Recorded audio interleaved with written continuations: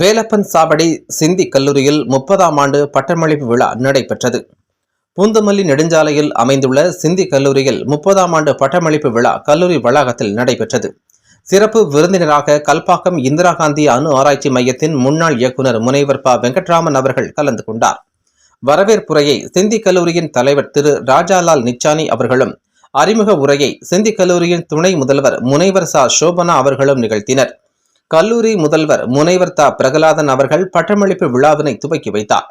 சென்னை பல்கலைக்கழக அளவில் முதன்மை மதிப்பெண் பெற்ற மாணவர்கள் உட்பட 500க்கும் மேற்பட்ட மாணவர்களுக்கு பட்டத்தினை அளித்து சிறப்புரையாற்றிய முனைவர் ப. வெங்கட்ராமன் அவர்கள், மாணவர்களிடம் ஒரு நடுத்தர குடும்பத்தில் பிறந்து பல்வேறு தடைகளை கடந்து கல்வியின் வாயிலாக தான் எப்படி கல்பாக்கம் அணு ஆராய்ச்சி மையத்தின் இயக்குநராக உருவானேன் என்பதை எடுத்துரைத்து, நேர்மையுடன் உழைத்தால் அதற்கான பலனை பெற முடியும், மாணவர்கள் வாழ்நாள் இறுதி வரை கற்றுக்கொண்டே இருக்க வேண்டுமென ஊக்கப்படுத்தினார். அணு கதிர்வீச்சு அறிவியல் ஆகியவற்றின் முக்கியத்துவத்தை விளக்கிய முனைவர் ப. வெங்கட்ராமன், இந்திய விண்வெளி ஆராய்ச்சி மையத்தின் தோற்றத்திற்கும் GSLV செயற்கைக்கோளை விண்வெளியில் வெற்றிகரமாக செலுத்தியதிலும் கல்பாக்கம் இந்திரா காந்தி அணு ஆராய்ச்சி மையம் ஆற்றிய பங்களிப்புகளை விரிவாக எடுத்துரைத்தார்.